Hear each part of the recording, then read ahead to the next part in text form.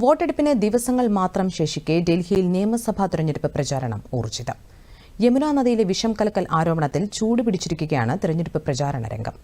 തോൽവി ഭയന്ന് ഡൽഹിയിലെ മുൻ മുഖ്യമന്ത്രി ഹരിയാനയിലെ ജനങ്ങൾക്കെതിരെ വ്യാജ പ്രചാരണം നടത്തുകയാണെന്ന് പ്രധാനമന്ത്രി നരേന്ദ്രമോദി കഴിഞ്ഞ ദിവസം തെരഞ്ഞെടുപ്പ് റാലിയെ അഭിസംബോധന ചെയ്തുകൊണ്ട് പറഞ്ഞു.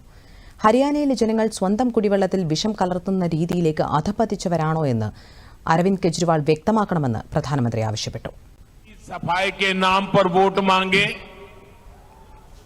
आज कह रहे हैं और बेशर्मी देखिए अब कहां तक पहुंच गए.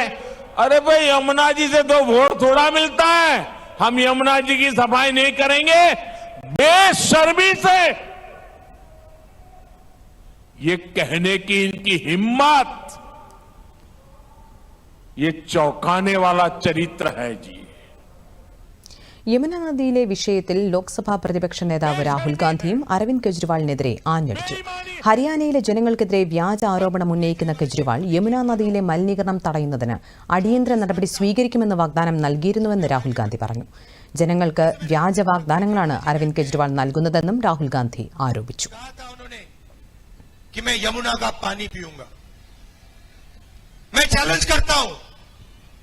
केजरीवाल जी, जो आपने कहा था, ऐसी मीटिंग में जो कहा था, जो दिल्ली को आपने वायदा किया था कि मैं यमुना को साफ करूंगा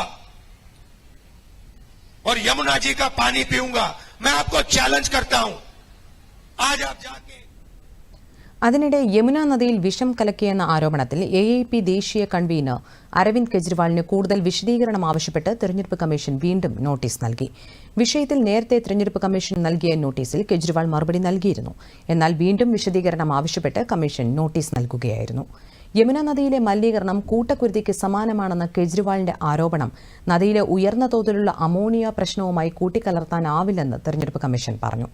വിഷബാധയുടെ തരം, അളവ്, സ്വഭാവം, രീതി, എഞ്ചിനീയർമാരുടെ വിവരങ്ങൾ, സ്ഥലം, വിഷം കണ്ടുപിടിക്കുന്നതിനുള്ള രീതി എന്നിവ സംബന്ധിച്ച വിശദ വിവരങ്ങൾ സഹിതം വസ്തുതാപരമായ തെളിവുകൾ സമർപ്പിക്കാനാണ് പുതിയ നോട്ടീസിൽ തെരഞ്ഞെടുപ്പ് കമ്മീഷൻ കെജ്രിവാളിനോട് ആവശ്യപ്പെട്ടിരിക്കുന്നത്.